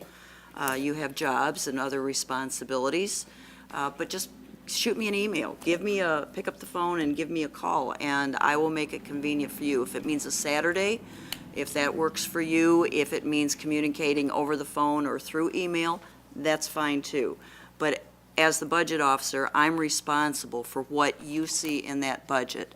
So if you have questions throughout the process, then I'm more than happy to talk to you about it. But understand that in January and February, that's when most of those meetings are taking place, and we're formulating those numbers and trying to put them together. But in those meetings that we have, those 34 staff meetings that we have, that's when we're explaining what's in the overtime line item budget, what's included, why it's up, why it's down. And perhaps it's up, but another line item in that same fund is down by the same amount. So you may be looking at one line item and say, hey, that's up 30%, but you have to look at all of the line items in the fund to see another one is down 30%. So the bottom line is maybe just flat. Right. So there's a lot of nuances to it, and I'm happy to work with any of the council members on that. Well, that's kind of my point. I don't want those nuances, though. You know, that's why I think it's helpful to hear that you know, this, but as we did tonight, you know, it appears this way, but this is why it's not. I mean, you know, the amount of detail that goes into this and the meetings that you guys have, even the monthly explanations by budget, I still think there's value in hearing from, whether it's the budget officer. I think I like hearing it from the department heads as well, but I'm not looking for redundancy or creating a lot of work. I'm actually looking for just a very streamlined explanation of where they're at with their budget, and maybe that's- what they see, what's going, what might be changing in the environment, why they may need more or less, what, it's And an that informational really is the meeting. report that the finance manager provides every month with all of the financials.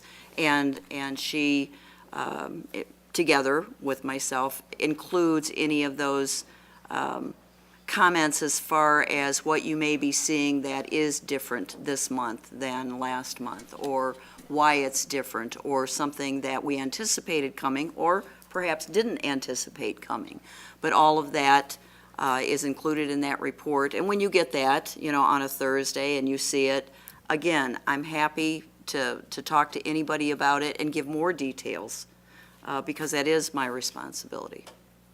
Yeah, I guess, just from a prior life, every 30 days when you go through all that line by line, that's a dot on, I'm looking for trends, not what may have occurred just within a 30-day period. I'm much more interested in what's occurred in 90 days or what happens 6 months into the cycle, not a specific line by line monthly, because I don't think that will help me, at least personally, to help set policy, is to get down to that specificity on every 22 working days, basically. And she to she doesn't do that every month. She doesn't go line by line every month. She does give a snapshot of the past 30 days in general for each fund, not every line item in each fund. Well, I've given I'd be interested to hear if the council feels that there's any value in that or not, too. Thank you. Alderman Cummings and then Alderman Bruno. I liked one sheet that Stephanie sent out recently, 3 weeks ago, 4 weeks ago, was kind of a snapshot explanation, and I think it may have been the same thing you held up a few minutes ago. That was helpful. And then the very most helpful was a general overall budget with the tabs according to department, was so helpful to me. And now, granted, I was just looking for the date. I don't know when that came in, but it was relatively recently, and then I kind of hit the ground running faster than I could. And I thought, those tabs are being created in October, November, something like that, December maybe, and it would be great, even knowing that they're a living document, it would be great to get those maybe then. Are you talking about the Excel sheets? Yeah. Oh, okay. Because then I can add and subtract columns, and I can put percentage, and I can, and the same thing that Alderman Radecki just said. It's not so much, I didn't look at 2016 as much as I did 14, 15, 16. Then I had the bound books out on my conference table at the office, and 5 years worth of those, and it's trends that I'm looking for. And getting that stuff earlier in the process could head off some of this if I could, last minute. well, let me So, tell you, the but numbers no that you change. saw on March 7th, we finalized the Wednesday before, and you got in the packet, I believe, on that Thursday. Yeah. Or it was on the agenda that we're going to be making a presentation. So the following week, you got the PDF spreadsheet. We were still finalizing the numbers, so that would have been the 9th, March 9th, and you received them on March 11th. I believe that was Wednesday, Thursday. So we finished those numbers the day before you received them. I would So say even, I'm just, letting you know that we don't have those numbers I know until you the don't have, I last know you're minute. not keeping them in your pocket or anything like that, but as they evolve, I guess I'm more comfortable watching them evolve and dancing with that a little bit, rather than seeing them 14 days out or 7 days out from, come hell or high water day, and having to move through them. It's just that we're changing them. we're constantly changing them. I don't know a better, I don't know that there's a better solution. I'm just saying for me, to prevent some of me next year, 12 months from now, doing this, I'd love to see this stuff earlier. As it's evolving, maybe. Now, can I sit down in 35 meetings? I can't. I'm running 2 companies. I can't do that. But the spreadsheets, I love spreadsheets. I'll take a look at those, shoot some questions over. As it evolves, the questions come back, the answers come back. I get that. Maybe that's helpful to other people. I don't know. What I'm trying to say is the numbers aren't in the spreadsheet until the last minute because we're working on the numbers up All right, until we then send I them don't have a out. solution. So, We're going to go through the same thing next year. you know, which I mean, I'm happy to do what you're requesting, except it doesn't exist because we're looking at the bottom line and making adjustments. So every adjustment affects the bottom line. So Yeah, we're not yeah. plugging in numbers and then we're, okay, we're done with that. Oh, I completely understand you're not done, but I also think that you're not having one lunch and saying, okay, we're done. You're having something, you're hammering something out. Anyway, the earlier I can see that stuff, the less surprised come early March I will be when I see the final product. Well, and just one other thing that I would like to correct is we try to, and we did change it up a few years ago to try to give the broad overview first with the PowerPoint. Talk about revenues or expenditures that you definitely don't want to see in there. And then we bring out the spreadsheet with all of the line item details to do that. But that is not suggesting in any way that we're expecting you to make a recommendation or a decision that following Monday. That has never been the case. We're asking you to make a decision on April 4th, when the public hearing is held. So you see the overview March 7th this year. The following Monday, March 14th, is when you got the PDF. So March 14th is when you had all of the numbers. But we're not asking you to make a decision that following Monday on the 21st of March, or even this Monday. We're asking you to make a decision on April 4th. So you always have the document in hand generally about a month before a vote is taken. So we're not expecting you. So I don't know where that misinformation No, it's not. came about. I So understand. It's not enough. It's not enough time. It's end of first quarter. It's not enough time for me. And if everybody in this group thinks, gosh, as a matter of fact, I think this went really well the last 3 months or last 3 weeks, then I'll step aside and say, you know what, you're right, I'm wrong. But I don't think that's the case. I don't think that people that are watching TV, I don't think the audience would think that either. I think, so if there is a way to preempt the dropping of the whole thing at once, I'd like to see it. If there's absolutely no possible way we can do it, then there isn't a way. If there is a way, I think it would be helpful, not only to me, but to everyone else. To see some glimmers of what's coming down the pipe. Okay, Alderman Brill. Thank you, Mr. Chair. I am highly sympathetic to Alderman Radecki's position.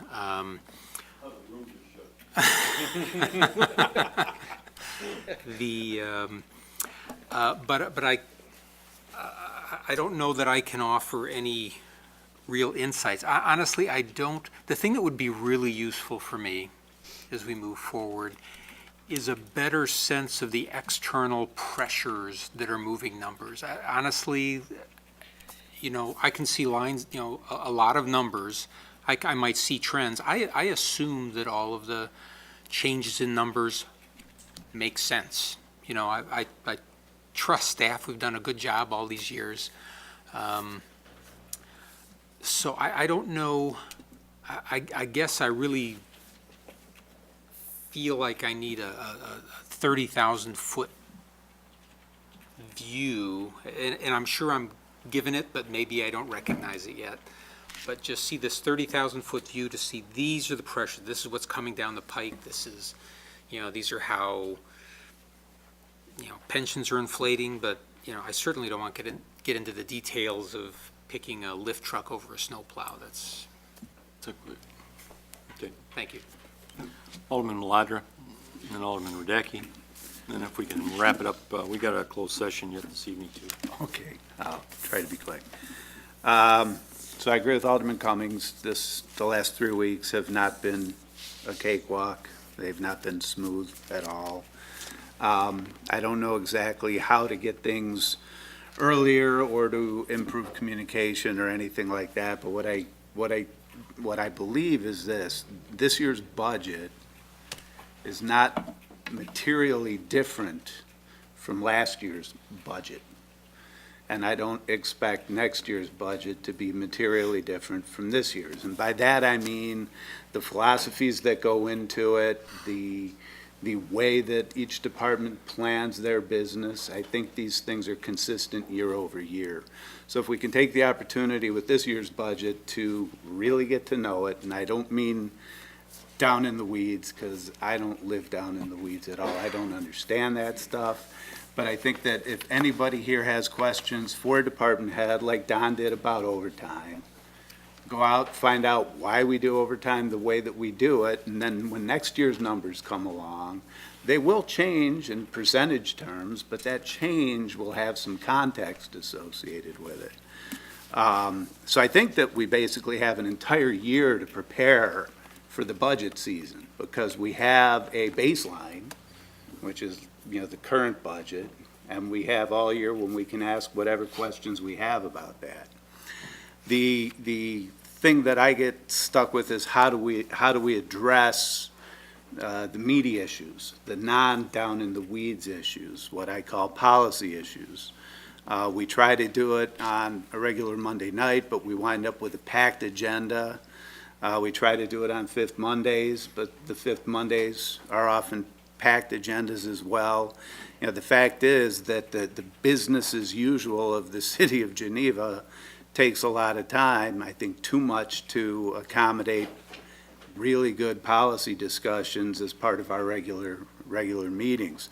Kevin mentioned last week, doing something on a Wednesday evening, doing something on a Saturday. I know that department heads would not be wild about that idea, but if we have 10 people who need more information and they have day jobs and things like that, and so they can't come to a meeting here during the day, we don't really have any other alternatives. So I think some of the tension that we felt over the past three weeks is due to some issues that we've been meaning to address, that we've said we would address, but we haven't reached closure on. So if we can promise ourselves as a group that we will set aside time to have those policy discussions, that we will reach closure on them and move on, I think that helps with a lot of the information, again, that forms the framework within which we approach the budget questions and things like that. So for me, I'd like to take the mayor up on his suggestion that we have, whether they be monthly, quarterly, or whatever, policy discussions set aside and just have at that. I think that way we get a lot more insight into the issues that we deal with, the pressures that we face outside. We find out things like Rich's question about overtime, which I know I've heard the question and the answer for like 8 years. But we can really get down and bang on that puppy for a while. And I'm not saying that we come out of it necessarily thinking that one is right or the other one's not right, but we do come out of it with a better understanding of the things that we face. That's I'm sorry, I took too long. Okay, Alderman Radecki? Yeah, just quickly, I guess the point I guess I'm trying to drive home, and I think it's being made here, is there's a big difference between information and communication, and I think we sometimes think that, the reams of information, emails with facts and figures, that's just information to me. I think it's helpful to get some of the music behind the information and hear it directly from the people that are being affected by it. I mean, some of the bad blood and the anonymous letters and things that are being passed around right now, I think could be avoided in the future if we had more communication and less information. I mean, the numbers, you can put them on all the spreadsheets and spread them out, but until you hear what's really behind them, a lot of people are filling in the blanks as to what those numbers mean. So I see absolutely no harm with having the department heads step forward, explain their budgets on a quarterly basis. It's not an interrogation, it's simply to let us know, to get a better feel for what the external influences are that they're dealing with. What are they looking at? That's my only point. I would like to spend a heck of a lot less time on numbers and information and a lot more talking about what it really means and what we can really do effectively to control it, not just stick it into the right numbers. I mean, we spend more of our time asking Stephanie why, the mechanics of how this stuff all flows. We ask for information. I know that Alderman Simonian's been frustrated, and he gets it, and he quotes it, and then we come to a meeting, and you guys go, well, no, that's made up of these three things, really, and not those two. Then the communication starts going south. So it's better to hear the music behind what those numbers mean than to us to try to figure out, what every one of those numbers is. So that's my only point with looking at the process differently. Thank you. Yeah, I think a lot of good input. I think, I think the budgeting process, there's really communication both ways. I think as aldermen, we have a responsibility as well. And, I think that, ideally, these questions that surfaced this evening, if aldermen could have answered those questions similar to what Don did with an explanation as relates to the police, I think that'd be helpful too. And I don't think we all need to attend 35 budgeting meetings, but maybe we can break these out where we have one or two aldermen attend some of these meetings and become a lot better informed as to how these budgets are being developed. I think it would be to all of our benefit, and I think it'd be helpful to the process. I'm done. Okay. Item 3B, again, we have a motion and a second. Is there, if you would please read the roll. First of all, is there any directive as it relates to staff, as it relates to any of these budget line items that we came up with? I don't think there was anything that came out of our process this evening. Okay, is that correct? Not that I'm aware of. Okay. If you read the roll, please. Mike Bruno, Aye. Donald Cummings, Nay. Dean Kilburg, Aye. Craig Maladra, Aye. Richard Marks, Jim Radecki, Aye. Mary Sino, Ron Singer. Aye. 6-2. 6-2, okay. Thank you. Okay. I'm not interested. Okay, I'd like to thank the staff. I'd like to thank the staff for their time this evening, their participation and input in the process. I'd like to thank the public for attending, your interest and time spent listening to our discussion this evening as it relates to the budget. And I'd like to thank the aldermen for their attentiveness and participation as well. Any other new business this evening? Alderman Bruno?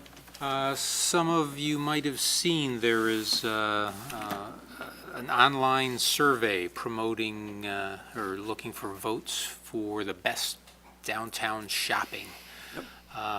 I'm expecting, correct me, will that be somehow on our website or sent out via? Excuse me, we're examining the issue. I've retweeted what the chamber has done multiple times. It's big town, whatever the Yeah, heck is. yeah, I can't remember the name. Yeah, it's an interesting product. We've been approached historically by similar products, and when you dive into the issue, you realize that there is a expense required. We don't know if this one is the case or not. It appears that it's all gratis, which would be great, but I know we're examining it now, so So, we're in 8th place now. We used to be in 40th, right? so. The other downside of that, though, is that they collect a lot of email addresses that are Yeah, I would filling sug- up your I would your suggest- mailbox as well. I would mean- suggest using some other email address, as I did. Oh, nicely done, nicely done. Oh, Thank you. okay. Good. As, again, one other opportunity, anyone attending this evening from the community that'd like to share anything with the council at this time? Yeah, I'm a resident of Geneva. if you'd introduce yourself. My name please, is and address. Timothy Stark. Pardon me? I'm Timothy Stark. Welcome, Timothy. I would like to bring up the issue of Timothy, we need your address also for the record. Okay. My address is 226 South Harrison Street in Geneva, 60134. I wanted to bring up the issue of backyard chickens and why it's allowed in Batavia and St. Charles, but not Geneva. I don't know if there's any input. I can answer it shortly. That's my fault. The issue was debated several times by the council and by some ad hoc committees Yeah. of students, believe it or not. When it reached the council level, I think it was, 2012, maybe? 2012 or so, it was a tie vote at the council, and I Okay. voted no. All right. And So- can it be re-voted on? Is there any way that could happen? Oh, so I think if it's the will of the council, if they choose to bring that issue back up for discussion, it can certainly be done. Okay. Yeah, I was just wondering. yeah, I mean, so- I was told to contact my alderman, which is Simonian and Muldra. I left multiple messages with both of them. Simonian got back to me and he said, it's not allowed because coyotes or whatever, and I don't think that's a reasonable excuse, and, yeah, that's about it. That's all I got. Thank you. Thank you, Timothy. Okay, I can't even eat at Chick-fil-A anymore, for God's sake, because I voted that down. that brings us to item 5. This evening, we have a need for a closed session for the, relating to the purchase, sale, or lease of real property for the use of the public body. Is there a motion to go into closed session? So moved. Moved by Mark, seconded by Radecki. If you'd please read the roll. Mike Bruno? Aye. Donald Cummings? Aye. Dean Kilburg? Aye. Craig Maladra? Richard Marks? Aye. Jim Radecki? Aye. Mary Sino? Ron Singer?